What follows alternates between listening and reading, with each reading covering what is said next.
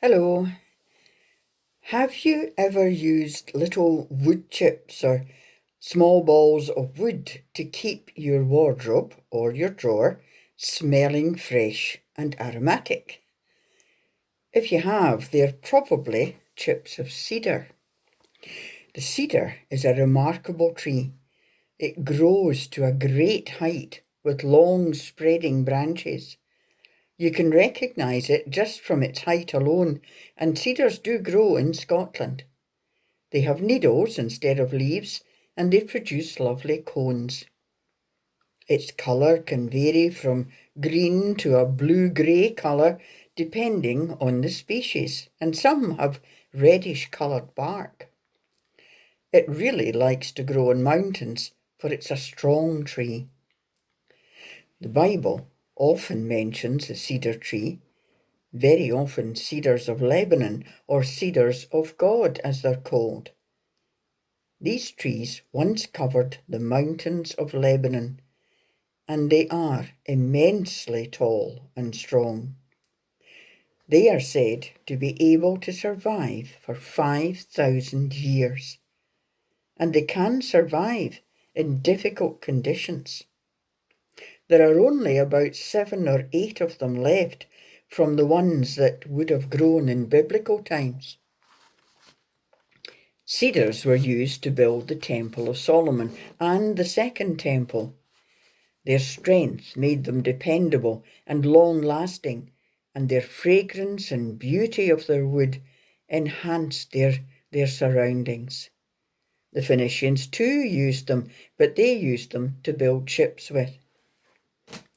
In the Bible, they are actually mentioned 103 times and described as strong and durable. That's in Jeremiah. As graceful and beautiful in Psalms and in Ezekiel. In high and tall in Ezekiel again, and elegant in Song of Songs, and spreading wide in the Psalms. In Ezekiel 17:28, God says he will take a sprig from the top of a tall cedar, plant it on the top of a mountain, and it will produce branches and bear fruit and become a splendid cedar. Birds of every type will nest in it.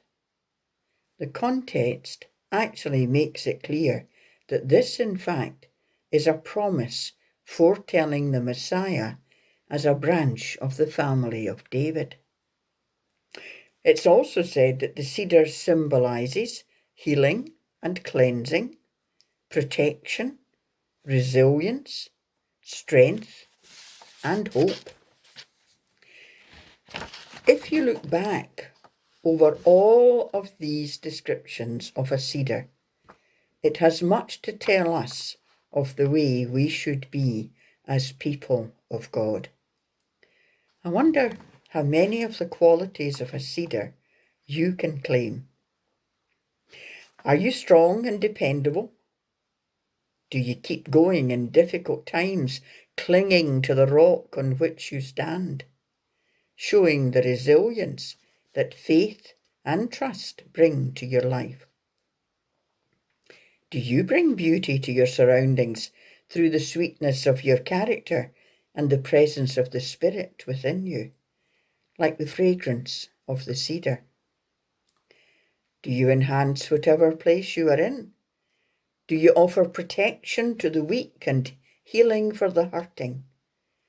Do you offer to support the stumbling and hope?